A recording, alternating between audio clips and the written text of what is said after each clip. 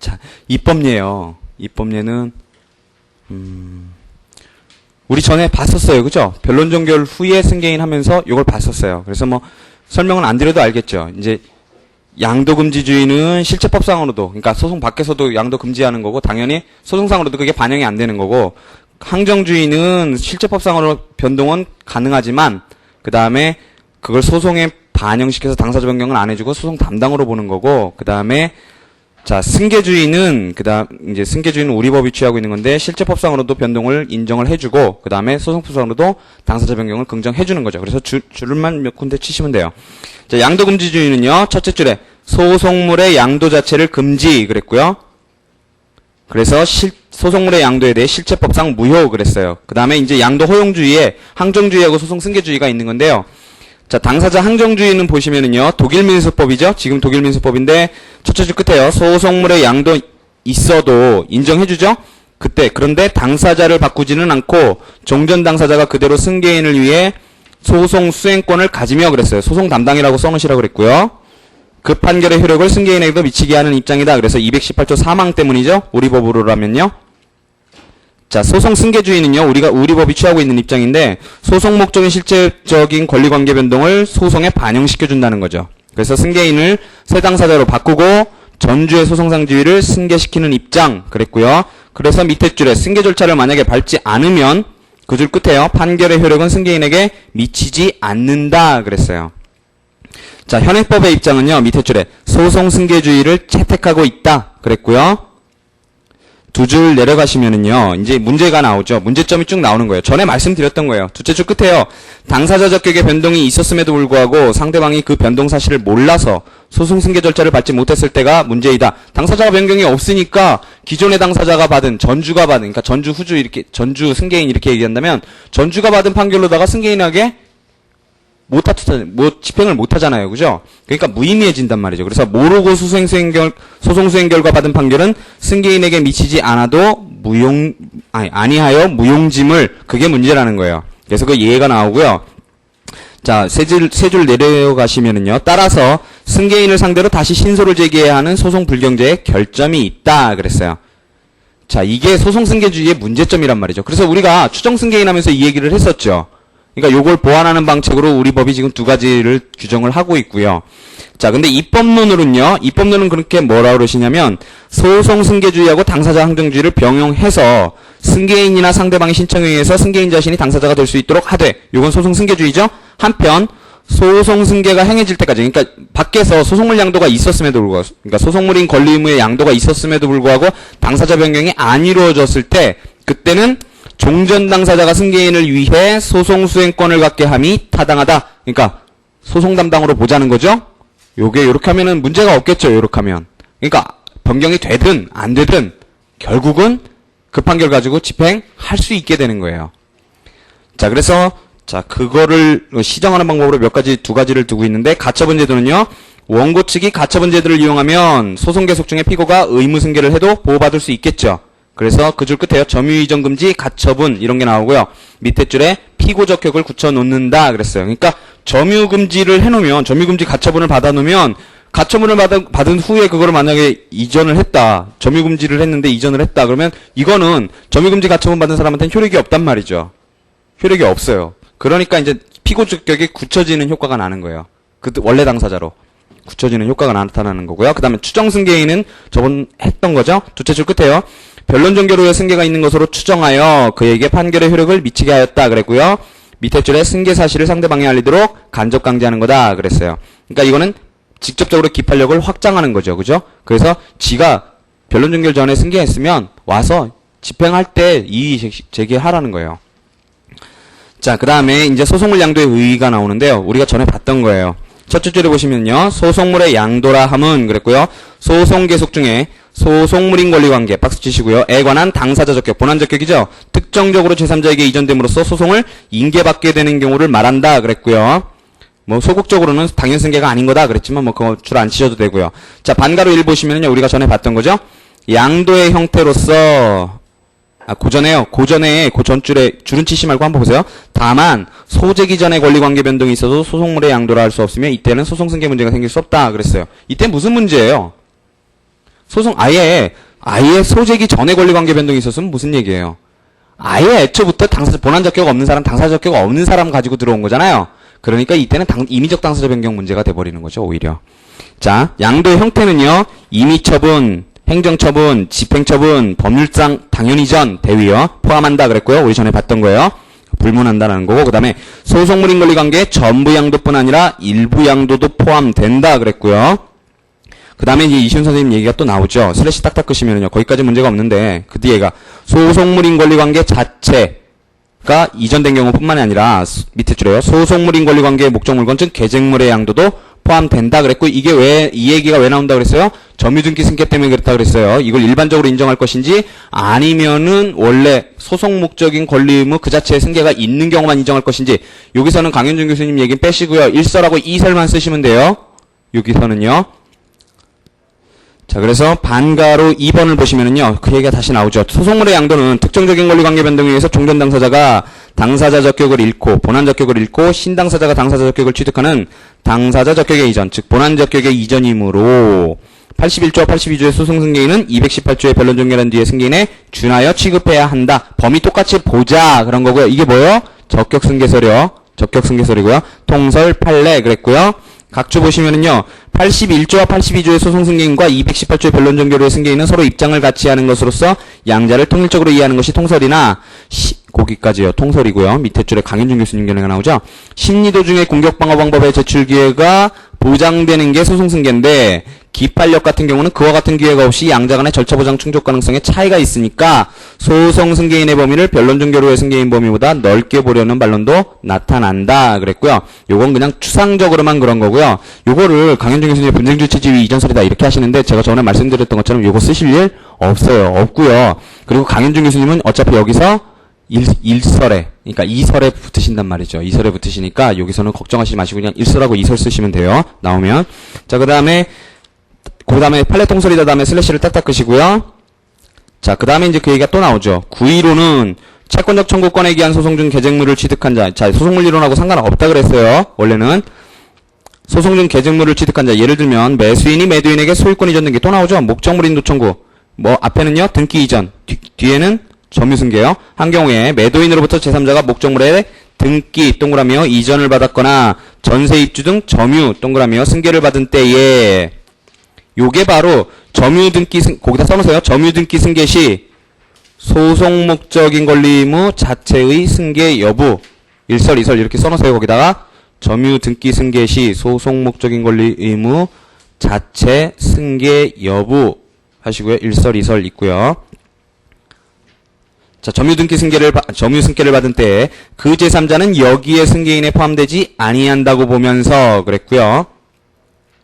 거기서 이제 각주 보시면 80283이 나오는데, 이게 또 나중에 다시 뒤에 또 나올 거예요. 80283이. 추가적인 인수 부분에서 나올 거고요. 물권적 청구권에 기한 소송 중 계쟁물을 양수한 자. 예를 들면 소유권에 기한 이전 등기 말소 소송 계속 중에 당해 부동산을 매수하여 이전 등기를 마친 자는 승계인에 포함시킨다. 이거 이해되시죠? 1설이에요, 1설. 우리 호문혁 교수님하고 팔레트도 얘기하는 거예요. 그러니까 그게 이제 고유한 방법 갖췄을 땐 뭘로 드러나요? 실질설이라는 이름으로 드러난단 말이에요. 실질설이라는 이름으로. 실질적으로 승계인 아니다라는 이름으로 드러나는 거고, 그 다음에 슬래시를 딱딱 끄시면은요, 그 다음에 이시훈 선생님 얘기가 나오죠? 두째 줄 끝에요. 밑에 줄 끝에 점유등기 승계인은 박스 치시고요. 점유등기 승계인은 모두 승계 적격자로 보되 승계인이 상대방 당사자에 대항할 고유의 항변 박스 치시고요. 을 갖고 있다면 승계 후의 소송 과정에서 주장할 기회를 보장하는 것이 옳지 않을까 그랬어요. 여기선 간단히 처리하셨죠? 뭐예요? 형식설이에요. 지금 형식설 얘기하시는 거예요. 밑에 형식설 얘기하시는 거예요. 형식적으로 승계인으로 보되 고유의 방어 방법이 있으면 지가 집행할 때 이의 제기하라 그거예요. 자, 그래서 거기다가 선의 취득자, 시효 취득자 이렇게 써놓으시고요.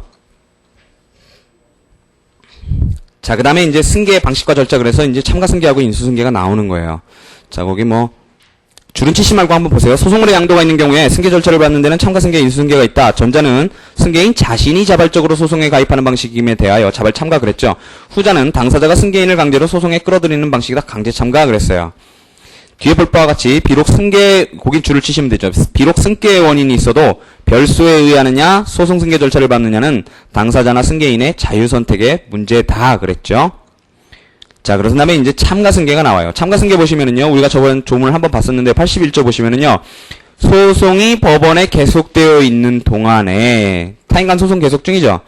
제3자가 소송 목적인 권리 또는 의무의 전부나 일부를 승계하였다. 그랬어요. 이게 핵심이라 그랬어요. 주장하며 79조 규정에 따라, 즉 독당참 규정에 따라 소송에 참가한 경우 그 참가는 소송이 법원에 처음 계속된 때 소급하여 시효중단 기간 전수 효력이 생긴다. 그랬고요. 인수도 똑같이 규정돼 있어요. 쭉 해서 끝에요. 제3자로 하여금 소송을 인수하게 할 수 있다. 당사자 신청에 따라 그랬고요. 그 다음에 결정할 때 신문해라 그랬고 사망해 보시면은요. 제1항의 소송 인수의 경우에는 제80조의 규정 가운데 탈퇴하고요. 판결의 효력에 관한 것하고 81조의 규정 가운데 참가의 효력에 관한 것을 준용한다 그랬어요. 그래서 81조는 아까 시효중단 기간준수 효과 얘기하는 거고요. 탈퇴는 동땅참에서 우리 탈퇴 보셨던 거 그거하고 판결의 효력에 관한 거 미친다고 하는 거예요. 그거를 준용한다라고 하는 거예요. 자, 그래서 참가 승계를 보시면은요. 첫째 줄에 소송 계속 중 소송 목적인 권리 의무 그거죠. 소송 목적인 권리 의무의 전부나 일부의 승계인이 독립 당사자 참가 신청의 방식으로 스스로 참가하여 새로운 당사자가 되는 것을 말한다 그랬고요. 얘는요. 줄을 치시지 말고 보세요. 갑이 을을 상대로 소유권에 기한 가혹명도 청구 소송 중에 갑이 그 가혹을 병에게 양도한 경우 대세적으로 의무 이전 있죠? 그죠? 소유권에 기해서 가혹명도 청구했잖아요. 그죠? 병이 신청하여 새로운 원고가 되는 것을 말한다. 참가 승계는 권리 승계인이 주된 승계적 격자가 되겠지만 채무 승계인이라도 자기 쪽의 승소 전망에 서면 자발적인 참가를 바랄 것이므로 채무 승계인까지도 참가 신청할 수 있도록 했다. 뭐 이랬어요. 그러니까 권리 승계, 의무 승계 구별 안 한다는 거고요. 그래서 그 다음에 고기줄을 치시면 돼요. 권리 동그라미와 승계인, 의무 동그라미 승계인 가릴 것 없이 자진 참가 신청에 의해 승계할 수 있도록 한 것이다. 그랬고요. 슬래시 딱딱 끄시고요. 자, 그 다음에 또 소재기 얘기가 나와요. 참가 신청은 소재기 박스 치시고요. 에 해당. 밑에 줄에요. 참가 요건은 소송 요건 박스요. 소송 요건에 상당. 그랬고요. 그러니까 무슨 얘기예요? 그 줄 끝에요. 직권조사사항. 그랬고요. 좀 더 가셔서 판결로 각하. 그랬고요. 뻔한 얘기죠. 또 뻔한 얘기예요. 소재기 실질이다. 그래서 그 줄 끝에요. 다만 승계인에 해당하는가 여부는 본소송의 청구와 참가인의 주장에 의해서 판정. 뭐예요? 주장 자체로 판단한다는 거죠. 승계인 적격은요. 그 다음에 이제 또 고려할 건 본소송의 청구를 고려한다 그랬는데 그거는 당연하죠. 소송 목적인 권리 의무의 승계가 있는가를 보는 거니까 당연히 본소송의 청구가 소송물이 뭔가를 봐야 되는 거죠. 두 가지 갖고 판단한다는 거고요. 밑에 줄에요. 승계가 인정되지 않을 때에는 청구기각 판결 그랬고요. 자, 그 다음에요. 반가로 2번은요. 이제 그게 지금 반가로 1에 나온 게 참가인, 그 다음에 참가 절차 이게 나오는 거고요. 반가로 2에 나오는 게 이제 참가 후에 소송구조 얘기예요. 참가 후에 소송구조인데 우리가 어제 말씀드린 것처럼요. 병합 형태에는 4가지가 있단 말이에요. 통공, 필공, 독당참, 예선공동소송 이렇게 4가지 형태가 있는데 이게 들어와가지고 공동소송으로 될 수도 있고요. 단일소송으로 될 수도 있고요. 교환되면 단일소송으로 될 수도 있겠죠. 그 다음에 또 공동소송이 될 수도 있고요. 예를 들어서 일부 양도받았다든가 이랬을 때 공동소송이 될 수도 있겠죠. 그 다음에요. 그 공동소송 형태가 필수적 공동소송이 될 수도 있을 거고, 그죠? 만약에 뭐 합유라든가 뭐 이런 뭐 그런 경우는 거의 드물겠지만 그런 경우도 있을 테고요. 주택에는 예비적 선택적 공동소송으로 되는 경우도 있을 거예요. 예를 들어서 이 사람이 채권 양도인이고 이 사람이 원고가 채권 양도인이고 그 다음에 새로 들어오는 사람이 채권 양수인일 때 이럴 때라면 얘가 지금 뭐 채무에 대해서 부정하고 피고가 채무에 대해서 부정하고 있다면 이 사람이 들어와가지고 들어오는데 누가 이길지 모르니까 이 사람을 주의적 원고로 이 사람은 예비적 원고로 하면서 들어올 수도 있는 거고요. 그 다음에 만약에 채권 양도 사실을 주장하면서 채권 양수인이 들어왔는데 채권 양도한 사람이 원고가 그걸 부인을 해요.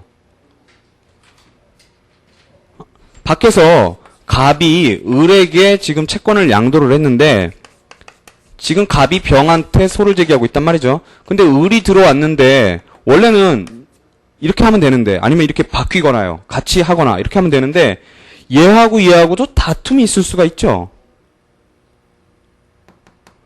그러니까 서로 나는 채권양도 해준 적 없다. 나는 받았다. 이렇게 하면서 다툼이 있을 수도 있단 말이에요. 그럼 이 모양이 무슨 모양이 되냐면 독립당사자 참가 모양이 되는 거니까 병합 형태가 여러 가지로 나올 수 있어요. 그쵸? 이제 우리는 그 정도만 알고 계시면 되고요. 그러니까 다툼이 있을 때는 독립당사자 참가 모양이 된다. 요 정도만 알고 계시고요. 아니면 또 예비적 선택적 공동소유 형태도 될 수 있고요. 그 다음에 그러니까 여러 가지 형태가 가능한데 이 부분에 대해서는 아직 학설에 완전히 이렇게 이론적으로 발전한 지금 단계가 아니에요. 그냥 방론처럼 이렇게 써가시는 형태거든요. 그래서 교수님들마다도 이 부분을 서술하시는 게 다양해요. 다양한데 여러분들 그냥 이런 게 있구나 정도로 생각하시면 되고 다툼이 있는 경우엔 독당참 정도 되겠다. 요 정도만 생각을 하시면 돼요. 병합 형태가. 자 보세요. 참가승계의 경우에 요게 뒤에 또 나와요. 좀 이따가. 참가승계의 경우에 참가 방식은 아까 뭐라 그랬냐면 79조의 규정에 따라서 소송에 참가한 경우 이랬단 말이에요. 독당참 규정에 따라. 그게 이제 방식을 얘기하는 거예요. 방식을. 독당참이 된다 이런 얘기가 아니라 방식을요. 참가 방식은 고유의 독당참의 경우와 같지만 원칙적으로는 전주와 참가인 간의 이해가 대립되는 관계가 아니므로 소송 구조는 그것과 근본적인 차이가 있다 그랬고요. 거기 이제 다툼이 없는 경우가 이제 처음에 서술되는 거예요. 따라서 전주가 승계 사실을 다투지 않는 한 고유의 독당참 경우와 같이 대립견제 소송 관계가 성립 안 하겠죠. 그래서 그때는 어떻게 되냐면 그러니까 거기서 그러니까 앞부분이 하나, 둘, 셋, 넷, 다섯, 여섯, 일곱째 줄까지가 다툼이 없는 경우고요. 그 밑에가 다툼이 있는 경우예요. 자, 그래서 점일에 보시면은요. 참가인이 전주인 원고에 대해 아무런 청구를 하지 않아도 되겠죠. 편면 참가요.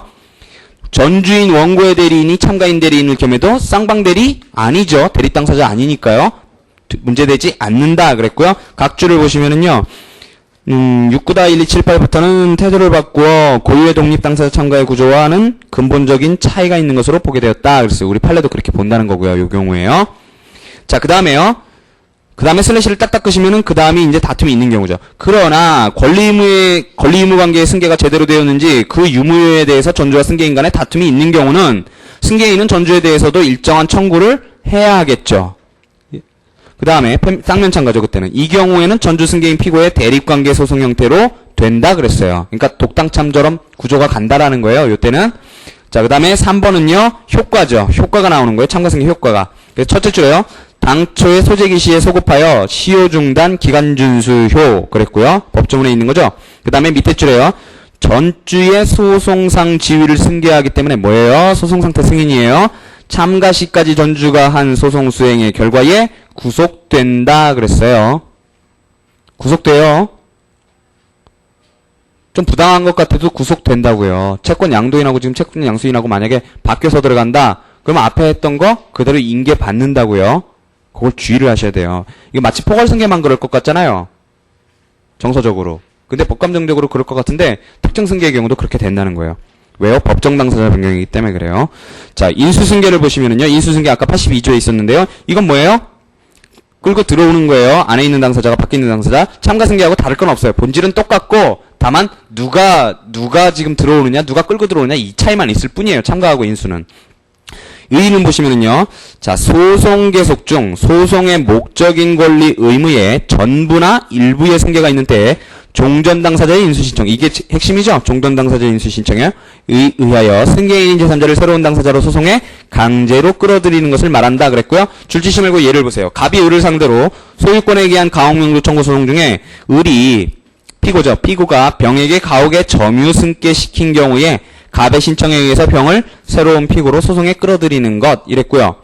자, 또 똑같은 얘기 나와요. 인수승계는 채무승계인이 주된 승계 전격자가 되겠지만 권리승계인도 자기 측의 승소자 신여서는 참가를 꺼릴 거니까 권리승계자도 천주 상대방에 의한 인수승계가 가능하게 됐다 이랬고요. 그것까지 뭐 줄 치실 거 없고요. 거기서부터 줄을 치시면 되죠. 그러니까 의무승계인, 권리승계인 가릴 것 없이 종전 당사자는 인수신청에 의해 소송에 끌어들일 수 있도록 하였다.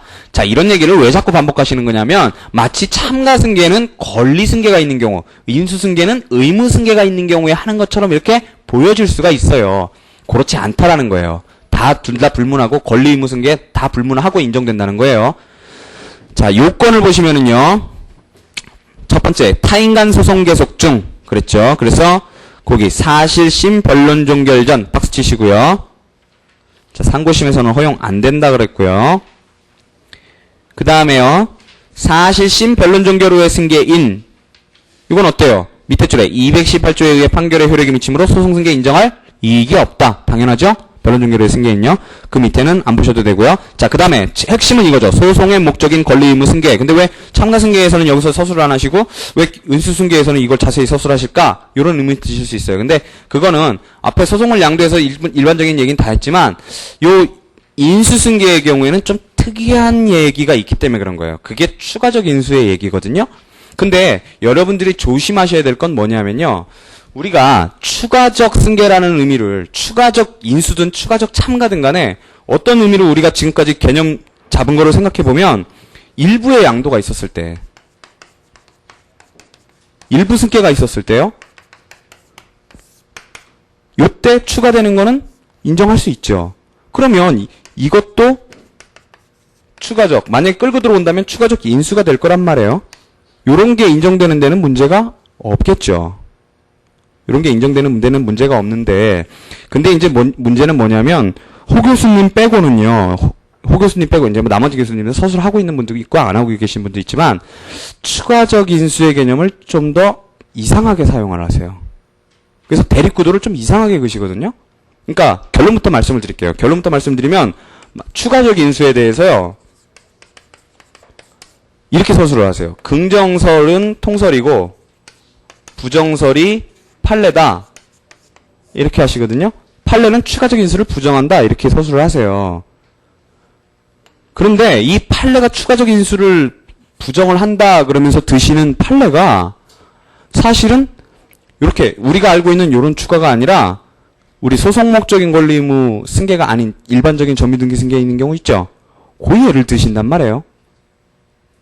우리가 좀 전에 좀 이따가 보겠다고 한 그 판례가 그런 판례예요. 두 개 판례가 나오는데 그 중에 하나가 그런 판례예요. 그러니까 사실은요. 요 추가적 인수를 말씀하시는데 이 추가적 인수라는 게 실체가 사실은 애매해요. 잡히질 않아요. 아직은. 이제 홍문혁 교수님은 추가적 인수 당연히 긍정된다 이렇게 서술하시겠죠. 일설에 따라서요. 일설에 따라서 그냥 당연히 긍정된다 그러고 판례가 부정한다는 말씀도 절대 안 하세요. 안 하시거든요. 이런 일부 양도를 해갖고 추가적으로 당사자가 변경되는 경우라면 부정할 이유가 없잖아요. 그죠? 예를 들어서 8천만 원 채무 중에 누군가가 2천만 원을 면책적으로 인수해 간다.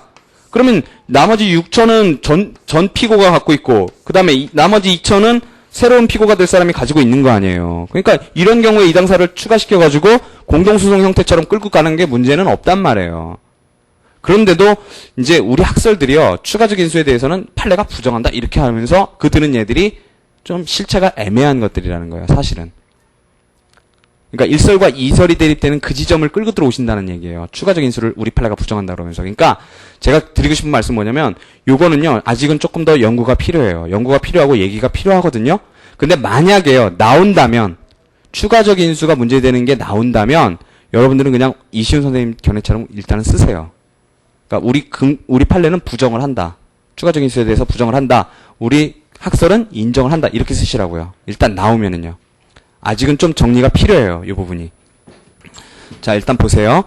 자, 교환적 인수에는 문제가 없겠죠. 교환적 변경. 당사자가 교환적 변경되는 경우에 문제가 없어요. 자, 점 1에 나오는 게 교환적 인수고요. 점 2에 나오는 게 추가적 인수예요. 그러니까 공통이 둘 다 인수기 때문에 안에 있는 당사자가 밖에 있는 당사자 끌고 들어오는 거예요. 자, 소송 인수는 원칙적으로 그 소송의 목적인 채무 자체를 제3자가 승계한 때 허용한다 그랬고요. 그러니까 이 구분점이 지금 이상하게 가요. 이상하게 가는 게 첫 절부터가 채무 자체를 승계한 때 허용한다 그러니까 이시훈 선생님은 또 채무 자체 그 권리 의무 자체를 승계한 때 말고도 또 계쟁물에 대해서도 채권적이든 물권적이든 인정해야 된다 이런 견해로 가시잖아요. 그러니까 그런 것 때문에 점유등기 승계에 있을 때 그 문제 때문에 사실은 이게 기준이 이중으로 잡히게 되는 거예요. 사실은 기준이 추가적이라는 말의 기준이. 자, 보시면은요. 그때는 면책적으로 인수한 경우이다 그랬고요. 밑에 줄에요. 그러니까 피고의 채무를 제3자가 면책적으로 인수한 경우다. 그게 예고요. 밑에 줄에 교환적 인수 박스 치시고요. 가 이루어지는 경우이다 그랬고요. 그때는 아예 당사자를 교환해 주면 된단 말이죠. 전체를 인수했을 때는요. 양도했을 때는. 자, 점이가 이제 추가적 인수인데요. .1이 교환적 인수고요. 자, 보세요. 소송 목적인 채무 자체를 승계한 때가 아니라도 분쟁이 제3자에 확대되어 소송 목적이 된 채무를 전제로 새로운 채무가 생김으로써 제3자가 새로 당사자 적격을 취득한 경우에도 소송 인수를 허용할 것인가? 피고 적격자가 새로 늘어나서 추가적 인수가 문제될 경우인데, 고까지요. 고까지가 문제제기예요. 네 줄이요. 네 줄이 문제제기고요. 보세요. 우리 판례는요. 판례 동그라미요. 이러한 형태의 소송 인수에 대해서 부정적이다 그랬고요. 그러나 동그라미요. 이를 불허하여 별도의 소를 제기하게 하기보다 인수시킴이 보다 소송 경제적이며 인수승계제도에 합치할 것이다 그랬고요. 예컨대 한번 보세요. 토지 소유자가 자기 땅 위에 지은 가건물 철거 소송 중에 피고가 그 건물에 제3자를 입주시킨 경우에 입주자도 그 피고로 삼아 그에 대한 퇴거 청구를 하기 위한 인수신청. 이건 뭐예요? 그 목적인 의무 그 자체 인계했나요, 지금? 점유승계죠? 점유승계인데. 그 다음에요. 퇴거 청구라 그랬어요. 그리고 그 다음에요. 이전 등기 말소 소송의 피고가 제3자에게 다시 이전 등기를 했을 때 제3자도 피고로 하여 이전 등기 말소 청구를 하기 위한 인수신청은 각 허용할 것이다. 그랬고요. 그 다음 중첩적 채무 인수인을 소송시키는 경우도 같다. 그랬어요. 그러니까 요 정도 예만 그냥 이렇게 생각을 해두시고요. 그러니까 요게 지금 실체가 애매해요. 사실은. 근데 각주를 한번 보세요. 각주 2번에 보시면요. 7.1-726 판례하고 80-283 판례가 나와요. 7.1-726은요. 건물 철거 청구 중에 피고가 제3자 앞으로 그 건물에 대한 소유권 이전 등기를 넘길 경우에 제3자 명의의 등기 말소 의무의 이행을 구하기 위한 소송 인수 신청은 허용될 수 없다 그랬고요. 그 다음에요. 이전 등기 청구 소송 중에 제3자 앞으로 소유권 이전 등기가 격려되었을 때 그 말소를 구하기 위한 소송의 인수를 불허했다 그랬어요. 자, 뒤에 거 같은 경우는 어때요? 뒤에 거 같은 경우는 어때요? 뒤에 거 같은 경우는 채권이니까 안 된다 그랬겠죠. 우리 판례가요. 그쵸? 자, 근데, 자, 자료를 보시면은요. 자료 37페이지에요. 거기 80-283하고 7.1-726 판례가 나와요. 자, 80-283 뒤에 있는 판례는요. 자, 부동산 소유권 이전 등기 청구 소송 계속 중에 그 소송 목적이 된 부동산에 대한 이전 등기 이행 채무 자체를 승계함이 없이 단순히 같은 부동산에 대한 소유권 이전 등기가 제3자 앞으로 격려되었다 해도 이는 민사소송법상의 소송 목적이 된 채무를 승계한 때 해당한다고 할 수 없으므로 위 제3자에 대해 등기 말소를 구하기 위한 소송의 인수는 허용되지 않는다 그랬고요. 자, 그 다음에 7.1-726도요. 소송 당사자가 제3자로 하여금 그 소송을 인수하게 하기 위해서는 그 제3자에 대해 인수한 소송에 목적된 채무 이행을 구하는 경우에만 허용된다 그랬는데 이것도 좀 애매해요. 요거는 7.726은 좀 애매하단 말이죠. 정확히 어떤 사안인지가요. 근데 어쨌든 간에 80-283을 보시면은 요 지점이 나타나죠. 요게 이제 1설하고 2설하고 나뉘는 지점인데 이신 선생님이 이거를 추가적 인수의 예로서 설명을 하고 계시다는 거예요. 그러니까 추가적 인수의 지금 그 개념 범위가 사실은 명확하지가 않아요. 그러니까 원래 우리가 쓰는 개념 뿐만이 아니라 다른 개념도 포함하는 건데 원래 쓰는 개념들이라면 우리 판례가 부정할 이유가 없단 말이에요. 없는데 다른 얘기를 하시면서 우리 판례가 부정한다 이렇게 들어가신단 말이에요. 그러니까 요게 지금 애매하니까 그러니까 우리 단계에서는 어쩔 수 없어요. 그냥 우리 판례 그러니까 추가적 인수 이게 문제가 되면 예를 들어서 나오면 결국은 이 중첩적 채무 인수인을 소송 인수시키는 경우 이런 게 나올 거란 말이에요. 이런 게 나오면 여러분들 그냥 부정한다 긍정한다 이렇게 써주시라고요. 그러니까 판례가 부정한다 이렇게 쓰시라고요. 이렇게 쓰시고 만약에 우리가 지금 그 앞에 판례 80-283 같은 판례가 나온다면 이거는 이 추가적 인수의 얘기로 쓸 게 아니라 1설, 2설 얘기 갖고 쓰셔야 돼요. 그죠? 그리고 7.1-726 같은 경우도 그래요. 7.1-726도 아직 뭐 사안이 명확하지가 않은데 이시원 선생님 이제 여기 사안을 조금 써놓으셨지만 그게 명확하지가 않아요. 이게 맞는지 틀리는지 아직 확인이 좀 안 되고요. 그 다음에 요 판시 내용만 가지고 보면은 원래 1설 내용 그대로 그냥 판시한 거란 말이에요. 그러니까 요거에 반하는 2설이 인정하고자 하는 것을 인정하기 위한 인수 신청이었을 수도 있단 말이에요. 그러니까 그건 아직 확인이 안 되니까 그건 여러분들이 요렇게만 정리해 두세요. 요렇게만 정리해 두시고 우리가 1설, 2설 나누는 부분만 그냥 그런 사례가 나오면 그건 1설, 2설 갖고 쓰시면 돼요. 아시겠죠? 애매하다니까요. 적용 범위 자체가 애매해요. 자, 그 다음에요. 그러니까 이거는 잘 내기가 힘들어요. 이 추가적 인수 부분은요. 추가적 인수 부분은 내기가 힘드니까 그냥 이렇구나라고 생각하고 계시면 되고요. 자, 점 3에요. 그러니까 넘어가세요. 거기서 나중에 신경 쓰지 마시고요. 골치 아파하시지 마시고 그냥 넘어가시라고요. 나중에. 자, 인수 신청에는 인수인에 대해 청구하는 바를 밝혀야 한다 그랬고요. 다만 교환적 인수 나오죠? 교환적 인수 박스 치시고요. 교환적 인수의 경우는 전주에 대한 것과 청구가 마찬가지 것이겠죠? 그러니까 밑에 줄에 따로 밝힐 필요가 없으나 그리고 추가적 인수 박스 치시고요. 그때는 청구 취지 청구 원인을 새로 추가해야 된다 그랬어요.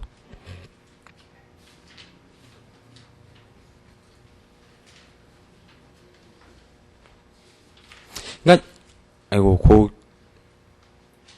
그러니까 이시훈 선생님 얘기는 여러분 이 가건물 철거 처음에 나온 얘기 있잖아요. 소유자가 가건물 철거를 청구했는데 입주자에게 퇴거 청구를 한다. 그러면은 이 청구가 달라지잖아요. 그죠? 원래 철거 의무 이게 아니라 퇴거란 말이에요. 퇴거. 그러니까 요거라면 당연히 우리 판례가 요런 거라면 부정을 해요. 부정하겠죠. 그 다음에 이전 등기 말소 소송 중에 다시 이전 등기를 했을 때 그것도 문제가 없는데 제3자도 피고로 한다. 그건 무슨 얘기냐면 교환을 안 해주고 추가를 시켜준다는 얘기죠. 근데 요 점은 좀 애매해요. 인정을 해줄 수도 있고 안 해줄 수도 있단 말이에요. 왜냐면 서로 간에 다툼이 있다면 아니면 예비적 선택적 공동소송의 형태로 될 수도 있단 말이에요. 요런 거는 어떻게 될지는 두고 판례가 나와봐야 아는 거란 말이에요. 그죠? 거긴 지금 얘들 나온 것 중에 우리 판례는 없단 말이에요. 그 다음에 중첩적 채무인수 이것도 마찬가지예요. 중첩적 채무인수도 이것도 채무인수에 따르면 그거를 이렇게 승계한다. 승계를 인정해 줄 것인가 부정할 것인가 요거는 판례가 나와봐야 아는 거지 요 지점을 부정할 것인가 긍정할 것인가는 아직 명확하지가 않단 말이에요. 그러니까 중첩적 면책적 채무인수 있다면 확실히 그렇겠죠. 일부를 면책적으로 했다든가 전부를 면책적으로 했다든가 그럴 때 확실히 인정을 해줄 거란 말이에요. 근데 중첩적 채무인수 같은 경우는 뭐예요? A도 8천. 그러니까 여기서 그러니까 원래 피고도 8천. 그 다음에 양수받은 사람도 채무 인수한 사람도 8천. 이런 경우잖아요. 중첩적 채무인수가요. 그죠? 근데 이제 우리 판례가 그럼 소송 목적인 권리 의무의 승계가 있느냐 없느냐에 대해서 이 8천의 경우에 그대로 이게 승계 있다라고 할지 없다라고 할지는 판례가 나와봐야 아는 거예요. 근데 이 정도라면 긍정해 줄 수 있을 거예요. 이 정도라면. 그러니까 승계가 꼭 면책적으로 완전히 이전되어야만 이걸 승계가 되느냐 이렇게 생각할 이유는 없단 말이에요. 필연적인 이유는. 근데 요건 두고 봐야 아는 거지. 우리 이제 이시훈 선생님은 부정한다 그러시면서 요건 아직 판례가 없단 말이에요. 그래서 3, 4 그랬는데 판례가 없잖아요. 그쵸? 각조 3, 4에 판례가 없죠. 없어요. 그 다음에 이제 이시훈 선생님은 우리 판례는 부정한다 그랬는데 그게 7.726하고 890-283은 정확히 그런 예가 아니란 말이죠. 그거에 해당하는 예들이 아니란 말이에요. 그죠? 오히려 점유등기 승계에 있는 경우에 요때의 문제란 말이죠. 그러니까 그렇게 알고 계시라고요. 자, 그 다음에 이제 인수승계 절차는요. 첫째 줄에 보시면은요. 종전 당사자가 소송 인수를 신청해야 하는데 여기에 당사자라 함은 그리고 점 1에서는 뭐냐면 피승계인이 신청을 할 수 있느냐 요게 문제고요. 점 2에서는요. 그 승계인 자체가 문제가 되는 거예요. 승계인 자체가. 자, 그런데 보세요. 점 1은 전주를 상대로 제소하고 있는 상대방이고 전주 자신은 포함되지 않는다. 요 견해가 있고요. 그러니까 피승계인 자체를 포함할 것이냐에 대해서 부정설이 김홍규 교수님이고요. 긍정설이 우리 다수설이에요. 그 다음에 긍정설이 나오죠. 자, 82조가 단순히 당사자라고만 규정하고 있고 전주가 자기 지위를 승계인에게 인수시켜서 그 부분의 채무를 면하고자 할 수도 있으므로 전주 자신도 신청권자라고 보자. 이게 긍정설이고요. 그러니까 거기에 긍정설하고 부정설이 있고요. 이번에는요. 승계인이 자신이요. 승계인이 인수 신청을 할 수 있는가. 자, 개념 본질적으로 어때요? 인수라는 건 뭐예요? 안에 있는 당사자가 끌고 들어오는 거잖아요. 그럼 승계인이 인수 신청을 할 수 없다라고 보는 게 논리적이겠죠. 그래서 우리 다수설은요, 부정을 하고요. 자, 채무 승계인도 여기에 신청권자에 포함시킬 것이라는 견해, 그랬죠? 이건 송상현 교수님인데, 송상현 교수님은 요거를 좀, 참가 승계하고 인수 승계를 뭐라고 부르시냐면, 승계 참가, 인수 참가, 이렇게 부르세요. 참가라고 부르세요. 그러니 이제 그거하고 관련이 있는 건데 그렇게 신경 쓰지 마시고 어쨌든 요대로만 쓰시면 돼요. 채무승계인도 여기에 신청권자에 포함시킬 것이라는 견해가 있으나 우리 다수설은 당연히 채무승계인은 오히려 81조에 의한 참가 신청을 해야 할 것이다. 당연히 그렇죠? 개념본질적으로요. 그렇게 되는 거고요. 자, 별건 아니에요. 그 다음에 나는요. 자, 신청 있을 때요. 첫 줄 끝에 결정으로 허브재판 82조 3항 그랬고요. 신청각하 결정은 항고 그랬고요. 그 다음에 밑에요. 인수결정은 끝에 줄에요. 줄 끝에요. 불복 신청을 할 수 없다 그랬어요. 중간적 재판이니까 불복 신청하지 말고 종국 판결에 대해서 불복하는 형태로 불복해라 라고 하는 거고요. 그 다음에 인수승계의 효과는 뭐겠어요? 소송상태 승인 의무죠. 뭐. 첫째 줄 끝에요. 전주의 소송상 지위를 그대로 물려받게 되며 유불리를 불문하고 그에 구속된다 그랬고요. 소송상태 승인 의무 박스 치시고요. 그 다음 밑에 줄에요. 시효중단 기간준수 효과 그 줄 끝에요. 소급적 그랬고요. 밑에 줄에요. 다만 추가적 인수의 경우에는 밑에 줄에 독자적인 소송행위를 넓게 인정할 필요가 있을 수도 있다. 그냥 그 정도요. 자, 그 다음에 이제 탈퇴가 나오죠. 전주의 지위와 소송 탈퇴 그랬는데요. 자, 반가로 1에 나오는 게 원칙이고요. 반가로 2에 나오는 게 예외예요. 탈퇴가 없는 경우요. 원칙은 뭐 탈퇴하는 경우다. 그리고 예외는 이제 탈퇴가 없는 경우다 그러는데요. 자, 보세요. 소송물의 양도에 의한 참가 인수승계의 경우에는 전주인 종전의 당사자의 운명은 어떻게 되는가? 요게 문제고요. 우선 당사자 적격이 없어진다. 이게 교환만을 지금 머릿속에 생각하고 계시는 거예요. 교환만을. 당사자 적격이 없어진다 그랬고요. 따라서 전주는 상대방의 동의를 얻어서 소송 탈퇴. 그렇지만 탈퇴에도 불구하고 판결의 효력은 미친다 그랬고요. 82조에서 81조, 80조 이렇게 준용하는 거 나왔고요. 다만 보세요. 여기 아까 구조 참가하고 나서의 구조하고 관련이 있는 거예요. 그러니까 다시 반복하는 거예요. 다만 승계의 효력을 다툰다거나 권리 의무를 일부만 승계했다거나 추가적 인수의 경우에는 전주가 소송 탈퇴할 성질이 아니다 그랬죠? 소송 탈퇴할 필요 없겠죠. 그러니까 소송 탈퇴하는 경우는 뭐예요? 전부 양도됐고 그리고 다툼도 없고 그리고 교환되는 거죠. 완전히. 그때만 탈퇴하는 거죠.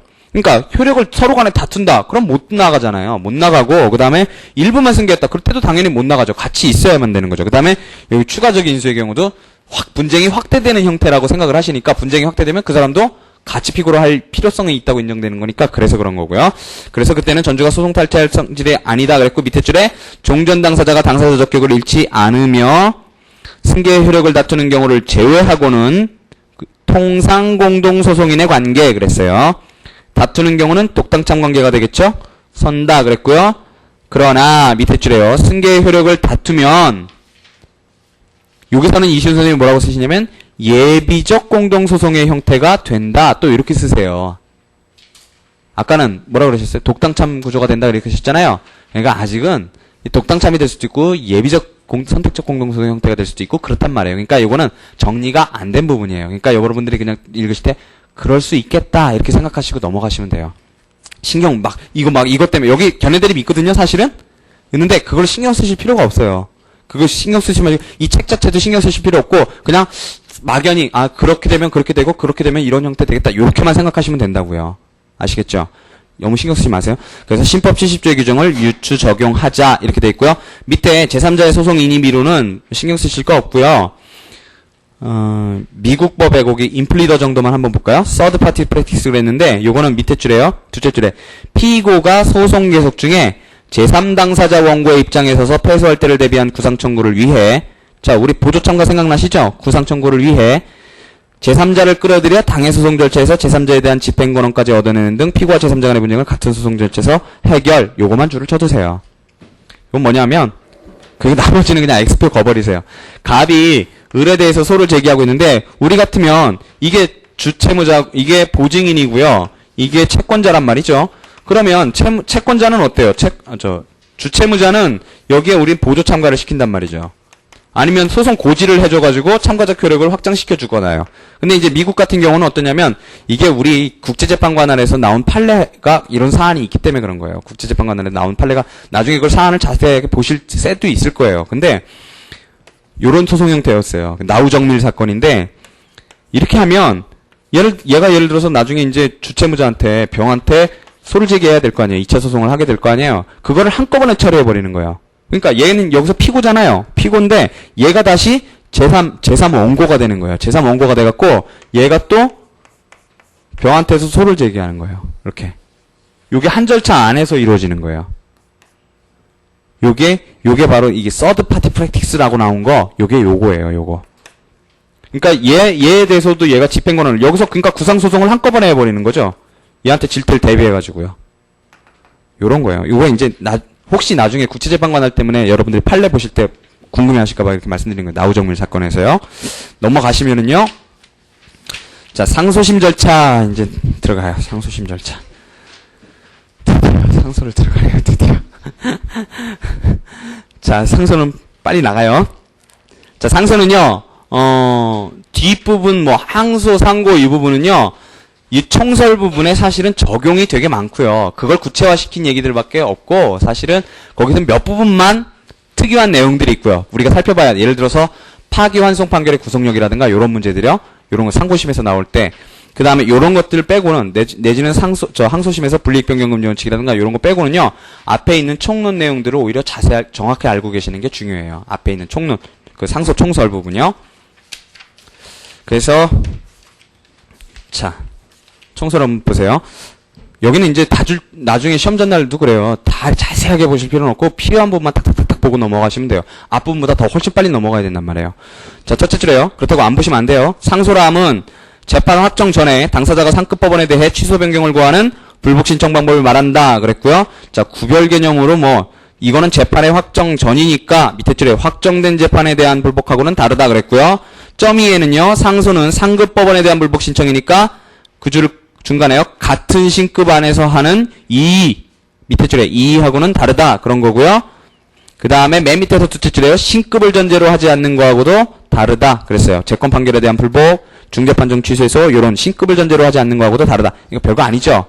당연한 거고 별거 아니에요. 자, 상소의 자유는요. 다 읽으실 필요 없고요. 맨 밑에서 셋째 줄에요. 오판으로부터 당사자의 구제를 보장함과 동시에 하급심에서의 법 운영의 혼선 방지 및 법령 해석 적용의 통일을 위해 마련된 것이 상소제도이다. 한마디로요. 당사자 구제하고 그러니까 오판 시정하고 법령 해석 적용 통일 이 두 가지라는 거예요. 자, 687페이지 보시면은요. 셋째 줄에 제1회째의 항소는 제1심법원의 재판에 대해 사실 인정과 법률 적용 양측면에서 심리를 하지만 사실심이죠. 제2회째의 상고는 제2심까지 사실 인정을 기초로 해서 법률의 적용 면에서만 심리를 하게 되어 있다. 그랬고요. 제1회 상소심은 사실심, 제2회 상소심은 법률심. 그랬고요. 거기만 줄을 쳐두시면 되고요. 자, 상소 종류는요. 첫째 줄 끝에요. 항소와 상고는 모두 판결에 대한 상소이고 항고는 결정명령에 대한 상소이다. 이거 아시는 거죠? 거기만 줄을 쳐두시면 되고요. 자, 밑에서 셋째 줄에요. 끝에 중간에요. 항고법원의 결정에 대해 다시 항고하는 것을 재항고라 한다. 그랬고요. 뒤에 또 나와요. 맨 밑에 줄에요. 다만 항고는 소송법에서 명정한 경우에 한하여 허용된다. 그랬어요. 통상항고조차도요. 사실은 법률이 규정한 결정명령이 다 되는 게 아니라 그 중에 규정한 것만 된단 말이죠. 그래서 명정한 경우에 하나에 허용된다는 거고요. 자, 불복 신청 방법의 선택 그랬는데요. 자, 둘째 줄 끝에요. 원재판의 종류에 맞는 불복 신청 방법을 선택해야 한다 그랬고요. 선택을 잘못하면 부적법하게 되지만 밑에 줄에요. 신청 취지를 좁게 선회해서 되도록 적법한 것으로 취급해야 한다 그랬고요. 각주 보시면요.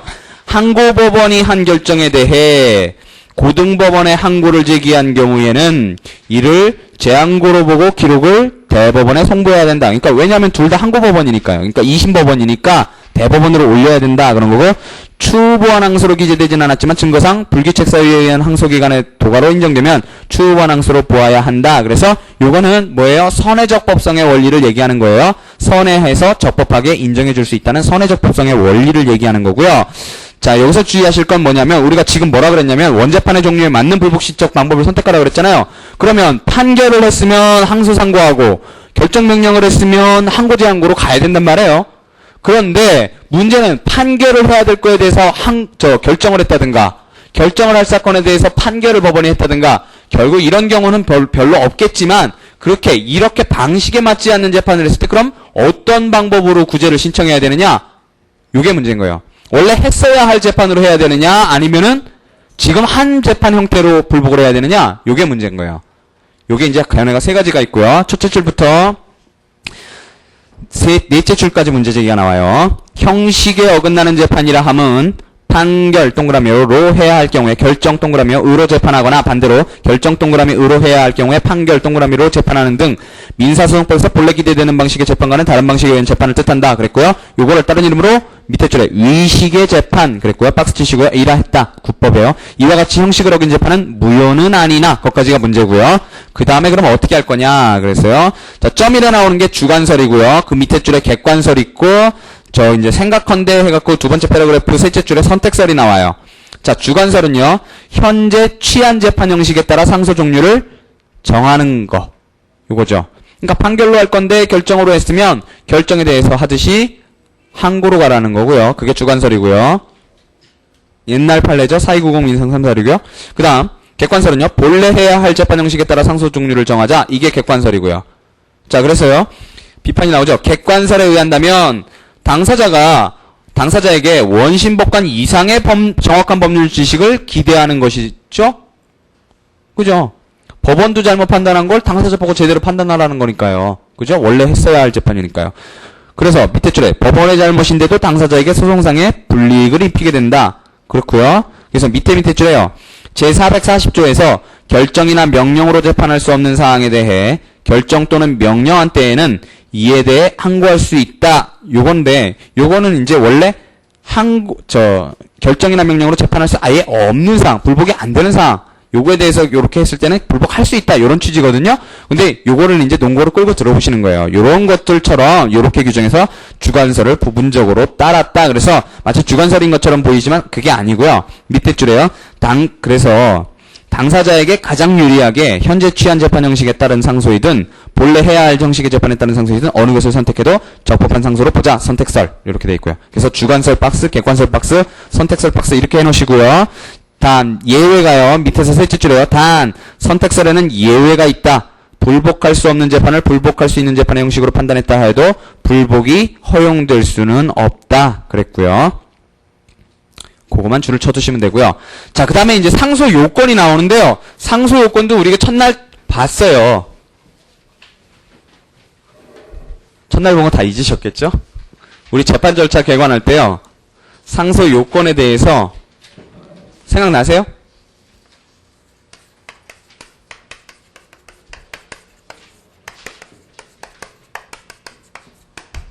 요거예요, 요거. 뭐예요? 상소 이익, 기간 준수, 대상 적격, 방식, 그 다음에 불상소 합의, 그 다음에 상소권 포기 없을 것. 이게 소극적이고 이게 적극적이죠? 요거예요, 요거. 이기대방 합포 그거고요. 셋째 줄 보세요. 셋째 줄 끝에요. 상소가 적법한 것으로 취급되어 본안 심판을 받기 위한 요건을 상소 요건 그랬고요. 이 흠이 있을 때는 상소 각하 그랬어요. 상소 각하. 상소 요건이니까요. 상소 각하가 나가는 거예요. 자, 그래서 상소의 일반 요건 그래가지고 한번 보세요. 양가로 1에 뭐가 있어요? 상소의 대상 적격이 있죠? 대요. 그 다음에 넘어가시면은요. 방식에 맞는 상소 제기 방이죠. 상소기간 준수 기죠. 그 다음에 3번에는 상소권 포죠. 포기요. 그 다음에 넘어가시면 불상소 합의 그래갖고 합의 나오죠. 그 다음에 5번에 나오는 게 상소의 이익이 나오죠. 이요. 이기대방 합포고요. 넘어가시면 그걸로 끝나죠. 그 다음에 상소 효력이 나오잖아요. 자, 보시면은요. 이기대방 합포인데요. 보세요. 두째 줄에 적극적 요건 그랬고요. 대상 적격, 방식, 기간, 이익 이렇게 나왔고요. 이기대방. 소극적 요건은요. 상소 장애 사유로서 상소 포기, 불상소 합의 이렇게 나와 있고요. 자, 슬래시 딱딱 끄시고요. 자, 밑에 줄에 직권조사사항 그랬고요. 다만 상소 요건을 구비해야 할 시기에 관해 보세요. 상소 제기 행위 자체에 관한 요건은 상소의 제기 당시를 그 밖의 것은 심리종결시를 기준으로 한다 그랬고요.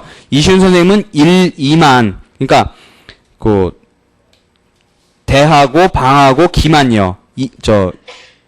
그거만 저기로 하시는 거고요. 이익 같은 경우는 그렇게 안 보시는 건데 각주를 보시면은요. 다만 상소의 이익의 존재를 상소제기 당시를 기준으로 판단해야 된다. 그러니까 팔레트도 따라가면 이기대방이 상소제기 당시를 기준으로 판단하는 거고요. 합포는 심리정결시를 기준으로 판단한다는 거예요. 팔레트도. 그러니까 2만 견해들이 있는 거죠. 2만요. 자, 그렇고요. 이제 대상적격부터 보시면은요. 자, 대상적격은요. 여러분들 390조를 펴보세요. 법전 390조요. 390조 보시면은요. 390조부터 392조까지가 이 대상적격에 관한 거예요. 보시면은요. 항소의 대상 그래갖고 항소는 제1심법원이 선고한 종국 판결에 대해서 할 수 있다. 다만 종국 판결 뒤에 양쪽 당사자가 상고할 권리를 유보하고 상소를 하지 아니하기로 합의한 때에는 요건 이제 비약상고 합의고요. 그러하지 않다 그랬고 제1항단서 합의에는 29조 합의관할 규정을 준용한다 그랬고요. 그 다음에 독립항소가 금지되는 재판 그래갖고 소송비용 가집행은 독립해서 항소 못한다. 이것도 대상적격에 관한 거고요. 그 다음에 392조 종국 판결 이전의 재판은 항소법원의 판단을 받는 중간 재판이죠. 다만 불복할 수 없는 재판과 항고로 불복할 수 있는 재판은 그렇지 않다. 그래서 이게 대상적격에 관한 얘기예요. 세 가지가. 그쵸? 보세요. 이게 다 이기대방 합포가 여기 있다니까요. 자, 390조부터 392조가 대고 그 다음에 394조하고 5가 포에 관한 규정이죠? 포기요. 그 다음에 396조가 기죠? 항소 기간이요. 그 다음에 397조에 항소의 방식 나오죠? 그죠? 그러니까 뭐가 빠졌어요? 이기대, 이하고 포가, 합이 빠졌죠? 합은 근데 390조 1항 단서에 있단 말이에요. 합의한 때에는 그러하지 아니하다. 그래서 여기 비약상고 합인데 불상소 합의까지 또 이렇게 규정한 것이 아니냐 이렇게 본단 말이에요. 요거를. 물론 이제 그건 명문의 규정이 없는 합의지만 어쨌든 간에 자 그래서 여기 빠진 게 2만 빠진 거예요. 2만. 그러니까 형광펜으로 나중에 이기대방 합포자만 한번 빨간색으로 해놓으세요. 자 그래서요. 자 상소의 대상적격은요. 첫째 줄에 재판이 선고되기 전에는 상소권 발생 안 하니까 선고전 재판 박스 치시고요. 선고전 재판 밑에 줄에 상소의 대상이 될 수 없다 그랬고요. 그 다음 반가로 2에요. 상소의 대상이 되는 재판은 종국적 재판 박스 치시고요. 그 줄 끝에요. 중간적 재판 박스 치시고요. 종국 판결과 함께 상소심에서 심사 그랬고요. 다 아는 얘기예요 우리. 그 다음 밑에 줄에요. 항소심에서의 환송 판결, 이송 판결 박스 치시고요. 그거는 종국 판결로 보아 독립한 상고 대상이 되는 것 요렇게 했고요. 그 줄 끝에요. 소송비용 재판 박스 치시고요. 밑에 줄에 본안의 재판에 대한 상소와 함께하지 않으면 안 된다 그랬고요. 넘어가시고요. 난 넘어가시면 가집행에 관한 재판 그것도 마찬가지죠. 그것도 박스 치시고요. 밑에 줄에 독립하여 상소하는 것을 허용하지 아니한다. 당연한 거고요. 그 다음 3번에요. 우리 다 앞에서 봤던 거예요. 비판결 박스 치시고요. 판결 아닌 거예요. 원칙적으로 상소 대상이 아니나 무효인 판결 박스 치시고요. 상소 대상이 된다 그랬고 우리 판결무에서 봤었어요. 이 얘기를요. 그 다음 허위 주소에 의한 피고의 자백간주로 편취된 판결 박스 치시고요. 편취된 판결 무슨 얘기 나올지 아시겠죠? 확정됐느냐 안 됐느냐 그 얘기 나오는 거예요. 항소설 그 얘기요. 반복해요 맨날. 자 4번 보시면은요. 상소 아닌 다른 불복 방법 박스 치시고요. 있을 때에는 상소 대상이 되지 않는다 그랬고요. 밑에 줄에 판결 경정 추가 판결 그 줄 끝에 이 방법 밑에 줄에 조서기재 이렇게요. 이 방법으로 다툴 조서기재. 그러니까 이런 것들은 상소로 굳이 안 된다 이렇게 되는 거고요. 다만 판결 경정은 그때 어땠어요? 판결 경정을 했더니 상소 사유가 생겼더라. 그러면 상소할 수 있다 그랬어요. 그죠? 근데 판결 경정 사유, 판결 경정 언제 하는 거였어요? 뭐가 명백한 표현상의 잘못이 있을 때 하는 거였잖아요. 그죠? 자, 넘어가시고요. 방식, 이번엔 방식 문제예요. 자, 소장하고 똑같죠, 뭐. 방식도요. 소장하고 똑같아서 여기 근데 이제 특이한 내용이 나오는데요. 자, 요거는 396조, 397조였어요, 아까. 396조, 397조, 기간하고 방식하고요. 자, 397조 한번 보세요. 항소는 항소장을 제1심법원에 제출함으로써 한다. 자, 원법원 제출주의라고 하는 규정인데요, 이게. 특이하게 항소장은 1심법원에 제출하게 돼 있단 말이죠. 상고장도요, 항소심에 제출하게 돼 있어요. 원심법원부터 거치도록 돼 있단 말이죠. 그 다음에 항소기간은요, 우리가 봤던 거죠. 판결서가 송달된 날부터 2주 이내 해야 된다. 판결서 송달 전에도 할 수 있다. 그랬고요. 제1항의 기간은 불변기간으로 한다. 그랬고요. 자, 이게 결국은 방식에 관한 건데요. 자, 첫째 점이래요. 상소장이라는 서면, 그랬고요. 서면에 의해하며, 그 다음 원법원, 동그라미 치시고요. 원법원에 제출하지 않으면 안 된다. 그래서요, 밑에 줄에 원법원에 접수된 때가 상소기간 준수 여부의 기준시 그랬고요. 그 줄에요. 상소장을 상소법원에 제출함으로써 상소법원이 원법원에 송부한 경우에도 상소기간 준수 여부는 상소장이 원법원에 송부된 때가 기준이 된다. 그랬고요. 그게 판례죠? 판례 동그라미요. 이시훈 선생님은 싫어하시겠죠? 우리 전에 관할할 때 봤던 거고요. 그래서 이시훈 선생님은 밑에 관할 위반의 소재기라도 뭐 이송 요 나오잖아요. 그때는 소급시켜주잖아요. 그 얘기 하시는 거예요 또. 그 다음에가 이제 상소장에 기재할 것들 나오고요. 당사자, 법정대리인, 원재판, 상소 취지. 거기만 박스 쳐놓으세요. 당사자, 원재판, 상소 취지. 그 정도만 상소장에 기재하라는 거고요. 그 다음에 넘어가시고요. 반가로 2번에요. 자, 통상항고 이외의 상소는 법정 상소기간 내에 상소를 제기할 것을 요한다. 그래서 통상항고는 기간의 정함이 없다 그랬고, 여러분 시료 생각나시죠? 통상항고권의 시료요. 자, 소송상 권한의 시료에서 봤었어요. 자, 상소기간은 항소, 상고 경우에는 판결서가 송달된 날부터 2주 그랬고요. 즉시항고, 특별항고의 경우에는 재판의 고지가 있은 날부터 1주 그랬어요. 그리고 밑에 줄에 그 기간 경과되면 상소권 소멸된다 그랬고요. 자, 그게 중요한 얘기가 나오죠. 판결 정본이 적법하게 송달된 바 없으면 상소기간 진행 안 된다 그랬어요. 상소권 소멸의 문제가 생기지 않는다 그랬고요. 이게 바로 자백관정 판결 편취의 경우에 응용되는 거잖아요. 이 원칙이 응용되는 거라고요, 그게. 자, 밑에 줄 끝에요. 통상항고는 재판의 취소를 구할 이익이 있는 한 어느 때나 제기할 수 있다 그랬고요. 그 다음 상소권 포기는요. 별거 없죠? 자, 상소권 포기는요, 394, 395조에 있어요. 항소권은 포기할 수 있다 그랬고, 항소권의 포기는 항소를 하기 이전에는 제1심법원에, 항소한 뒤에는 소송 기록이 있는 법원에 서면으로 해야 한다 그랬고요. 항소권 포기에 관한 서면은 송달해라. 그 다음에 항소한 뒤에 항소권 포기는 항소 취하의 효력도 가진다 그랬어요. 자, 그건데요, 별거 아니에요. 자, 반가로 1에는요, 상소권 포기에서 반가로 1에는 포기 요건이 나오는 거고요. 포기 요건, 포기 가부요. 그 다음에 반가로 2에는 방식과 효과가 나오는 거고요. 포기의 방식과 효과가 나오고요. 그 다음에 반가로 3에는 시기가 나오는 거고요. 반가로 4에는요. 합의가 나오는 거예요. 합의요. 상소권 포기 계약이요. 자, 보시면은요. 첫째 줄에 포기 요건, 포기 가부에 대해서요. 당사자는 상대방의 동의 없이 상소권을 포기할 수 있다 그랬고요. 밑에 줄에 끝에 다만 판결의 효력이 제3자에게 미치는 대세요. 박수 치시고요. 가 있을 때는 제3자의 당사자 참가 기회를 박탈하기 때문에 허용될 수 없다 그랬고요. 자, 통상공동소송 박수 치시고요. 가분된다는 얘기고요. 할 수 있다는 얘기고요. 밑에 줄 끝에요. 필수적 공동소송 박스 치시고요. 효력이 없다 그랬죠? 그 다음 밑에 줄에 독립당사자 참가 예비적 선택적 공동소송 박스 치시고요. 역시 같다 그랬어요. 그죠? 합의락정 소송이니까 한 놈이 상소권 포기한다고 나머지 효력이 있느냐? 그런 거 아니라는 거예요. 그래서 못한다는 거죠. 자, 반가로 이해해요. 방식과 효과는요. 첫째 줄에 포기는 법원에 대한 단독행위로서 그랬어요. 상대방의 수력을 필요로 하지 않고요. 상소 제기 전에는 원심법원, 상소 제기 후에는 상소법원에 서면으로 해야 된다. 법조문 그대로죠. 395조 1항이요. 그 다음 밑에 줄 끝에요. 상소 제기 후 포기는 상소 취하 효력도 있다. 395조 3항이죠. 법조문 그대로고요. 자, 법원에 대한 단독행위예요. 포기는요. 상대방에 대한 행위가 아니에요. 자, 그 다음에요. 밑에 줄에요. 상소권을 상실 그랬어요. 상소권을 포기하면 상소권을 상실 그랬고요. 밑에 줄에 그럼에도 상소 제기하면 직권 상소 각하 이랬어요. 상소권 포기한 놈이 다시 상소 제기하면 직권 상소 각하 한다 그랬고요. 밑에 그 다음에요. 상소권 포기는요. 이제 시기죠. 상소 제기 전이든 후이든 상관없으나 판결 선고 전에 상소권 포기가 가능한가 그랬고요.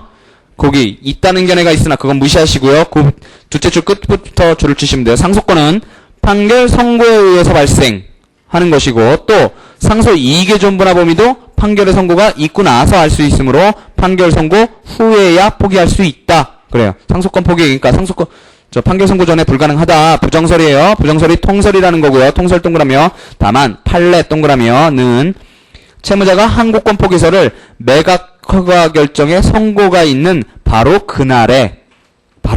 채권자가 법원에 제출한 사안에서 항고권은 유효하게 포기된 것 그랬어요. 별거 아니죠. 그날이에요. 그날. 원래 뭐라고 했어요. 통설은 지금 하고 나서 하라 그랬잖아요. 선고 있어야 된다 그랬는데 우리 판례는 그날 당일에 아직 선고는 안 됐지만 그날 당일날 한 거에 대해서 인정해줬다 그런 거예요. 별로 중요한 것도 아닌데 써놓으신 거예요. 자, 4번에요. 합의가 나오는데요. 자, 판결 선고 전에 소송 외 박스요. 에서 상소권 포기 계약 박스요. 자, 이런 계약 명문의 규정이 없는 소송상 합의죠? 명문의 규정 없잖아요. 그래서 밑에 밑줄에 소송계약의 일종이다 그랬는데 소송계약이 아니라 사법계약이겠죠? 엄밀한 의미에서 사법계약이고 여기서 소송계약의 일종이다 그렇게 말씀하신 건 소송상 합의의 일종이다 그런 말씀이에요. 자, 포기계약이 있음에도 상소가 되게 되면 자, 항변서를 따라가요. 부적법한 상소로 각하 그랬고요. 밑에 줄에 피상소인의 항변사항 그랬어요. 박스요. 항변사항이요. 항변권 발생설이에요. 지금 그거 지금 압축적으로 써놓으신 거고요.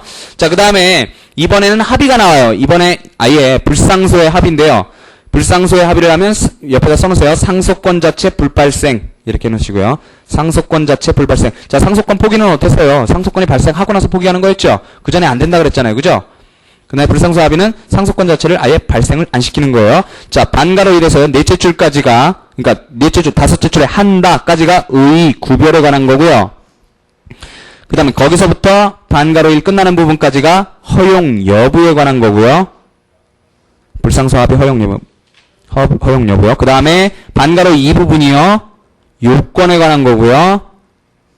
반가로 3 부분이요. 효과에 관한 거예요.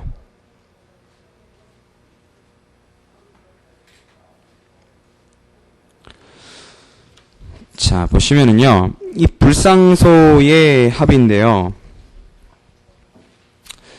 자, 불상소 합의는 상소를 안 하겠다는 합의예요.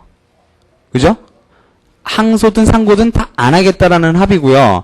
여러분들이 390조 1항 단서를 보시면은요. 종국 판결 뒤에 양쪽 당사자가 상고 권리를 유보하고 항소를 하지 아니하기로 합의한 때 이거는 뭐냐면 항소는 안 하되 상고는 할 수 있기로 하는 요거를 뭐라 그러냐면 비약상고의 합의라고 하고요.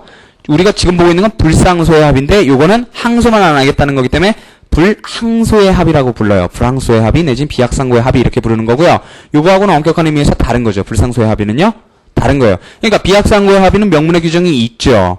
하지만 불상소의 합의 같은 경우는 명문의 규정이 없다고 볼 수 있단 말이에요. 물론 390조 1항 단서에서 그것까지 내포하고 있다 이렇게 볼 수도 있지만요. 자, 그래서요. 자, 첫째 줄에 보시면요. 의구별은 불상소의 합의는 미리 상소를 하지 않기로 하는 소송법석의 계약으로서 자, 구체적인 사건의 신급을 제1심에 한정하여 그것으로 끝내기로 하는 양쪽 당사자의 합의이다 그랬고요. 그쪽 끝에요. 불항소의 합의, 비약상고의 합의와는 다른 것 그랬고요. 그래서 뭐라고 부르느냐면 무유보의 불상소의 합의 이렇게도 부른다는 거고요. 라고도 한다 다음에 슬래시를 딱딱 끄시고요. 허용 여부는요. 명문의 규정이 없는 거 어때요? 원칙적으로 적법하죠? 강행 규정을 배제 변경하려는 합의만 아니면 적법하잖아요. 그죠? 자, 그래서 첫째 끝에요. 당사자가 이미 처분할 수 있는 권리관계에 관한 사건에서는 중재계약도 허용되고 재판상 화해에 의해 소송을 종료시킬 수 있음에 비추어 원칙적으로 유효 박스 치시고요. 한 것으로 볼 것이다. 제390조 1항은 비록 비약상고의 합의만을 규정했지만 이러한 불상소의 합의도 묵시적으로 전제 그랬고요. 그줄 끝에요. 1심 판결 선고 전 박스 치시고요. 할 수 있는 것 그랬어요. 1심 판결 선고 전에도 할 수 있대요. 불상소 합의는요. 아까 상소권 포기하고 달라요. 자, 요건은요. 자, 불상소의 합의의 요건 박스 치시고요. 자, 390조 2항에서 뭐라 그랬냐면 29조 제2항의 규정을 준용한다 그랬는데 관할합의에 준용한다 그랬죠? 합의 관할 요건 뭐였어요?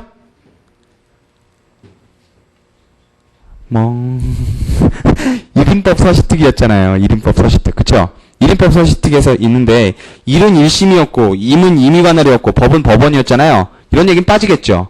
그러면 서시특이 남을 거 아니에요? 서면이나 시기나 특정한 법률 관계여야 된다. 요것만 남잖아요. 그러니까 그 규정 준용한다는 건 뭐예요? 서면으로 해라. 그럼 시기 제한 없다. 그 다음에 특정한 법률 관계에 대해서만 해라. 이런 걸 거 아니에요? 그러니까 자, 관할합의에 준한다. 줄 치시고요. 점일에 서면 동그라미요. 점이에 구체적인 일정한 법률 관계 그랬고요. 왜 불상소의 합의를 관할합의에 준할까요? 신급관할의 합의라 그런 거예요. 신급관할의 합의니까. 불상소 합의는 뭐예요? 신급관할의 합의잖아요. 그죠? 신급관할에 대한 합의니까 그래서 관할합의에 준하는 거고요. 그 다음에 점 3은요. 임의로 처분할 수 있는 권리관계 그랬고요. 그래서 밑에 줄에 직권탐지주의 허용 안 된다라고 돼 있고요. 점 4는요. 밑에 줄 끝에요. 한쪽만이 항소하지 않기로 하는 합의는 공평에 반하여 안 된다 그랬고요. 요게 요건들이고요. 별거 없죠. 그 다음에 효과는요. 자, 판결 선고 전 박스 치시고요. 있으면 소송은 그로써 완결 그랬고요. 판결은 선고와 동시에 확정되고요. 그 다음 판결 선고 후 박스요. 예 합의는 그 성립과 동시에 판결을 확정 그랬고요. 자, 거기에 대해서 거기 항변사항설하고 직권조사사항설이 나와요. 그 뭐 항변사항설에 거기에 이제 정동희 교수님, 홍역 교수님 나오는데 항변사항이라고 보는 게 맞겠죠. 불상소의 합의니까요. 그쵸? 이게 물론 지금 상소 요건이기는 하지만 없을 것이 상소 요건이기는 하지만 생각해보세요. 우리 항변권 발생설로 가잖아요. 그죠? 그러니까 항변 사항으로 보는 게 정확할 텐데 우리 판례는요. 직권조사 사항으로 봐요. 거기 항변 사항에 박스 치시고요. 판례 동그라미 밑에 줄에 직권조사 사항 박스요. 그랬고요. 그 정도만 알고 계시면 되고요. 그 다음에 밑에 줄에 불상소의 합의는 밑에 줄 끝에요. 상소권 자체를 발생시키지 않는 것이다. 그랬고요. 자, 상소의 이익까지 보세요. 상소의 이익까지요. 상소의 이익은요. 우리 형식적 불법설 얘기했었고요. 기본적인 건 다 알고 계세요. 자, 이제 외우실 거는 요 견해들을 외우셔야 되고요. 요게 작년 시험에 나왔죠? 작년 시험에 나왔으니까 내년에 또 나올 거예요. 자, 첫째 줄부터 셋째 줄까지가 문제예요. 상소이익은 권리보호이익의 특수한 형태로 무익한 상소권 행사를 견제하자 어떠한 경우에 상소이익을 인정할 것인가? 그것까지가 문제고요. 자, 첫 번째 형식적 불복설, 그 다음에 두 번째 실질적 불복설, 셋째는 절충설, 그 다음에 넷째는 신실질적 불복설, 그 다음에 다섯째 패러그래프 판례 이렇게 나오죠? 다 박스를 쳐놓으세요. 박스를 쳐놓으세요. 박스를. 형식적 불복설은요. 뭐하고 한다 그랬어요? 신청하고 판결하고 비교한다 그랬죠? 자, 그래서 첫째 줄에 원심에 있어서의 당사자의 신청 박스 치시고요. 당사자의 신청. 그 신청에 대해 행한 판결 박스 치시고요. 을 형식적으로 비교하여 신청과 판결 주문의 비교 거기다 박스를 치세요. 후자가 전자보다도 양적, 질적 불리하면 불복의 이익을 긍정 그랬고요. 가장 문제되는 건 뭐라 그랬어요? 전부승수한 자가 문제된다 그랬어요. 항상요. 밑에 줄에요. 전부승수의 판결을 받은 자는 항소를 할 수 없는 것 그랬어요. 이게 원칙적인 형식적 불복설이고요. 그 다음 실질적 불복설은요. 첫째 줄 끝에 보세요. 원재판보다도 실체법상 유리한 판결 받을 가능성 거기다 박수 치세요. 실체법상 유리한 판결 받을 가능성이 있으면 불복의 이익을 긍정 이랬고요. 밑에 줄에 그러니까 전부승소의 판결을 받은 자라도 보다 유리한 판결을 구하기 위해 가능하다는 거고요.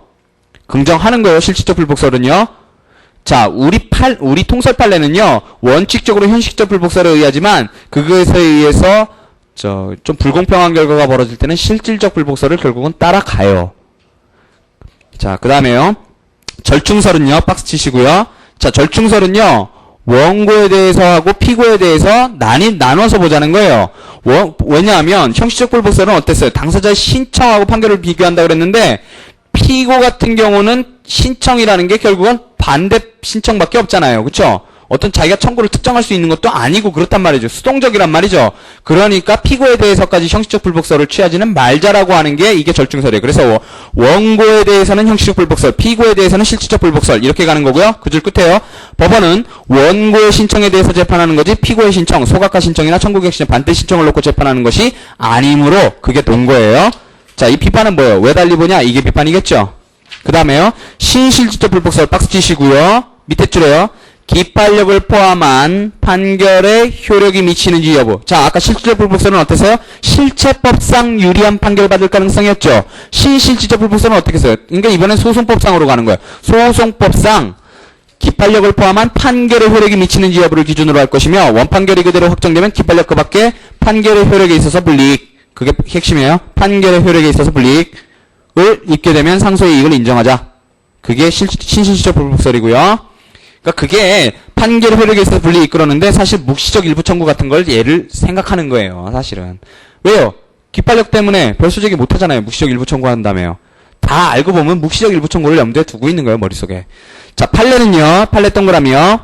상소인은 자기에게 불이익한 재판에 대해서만 상소를 제기할 수 있는 것이고 재판이 상소인에게 불이익한 것인가 여부는 뭐를요? 재판 주문 표준으로 하여 결정되는 것 형식적 불복설 박스요.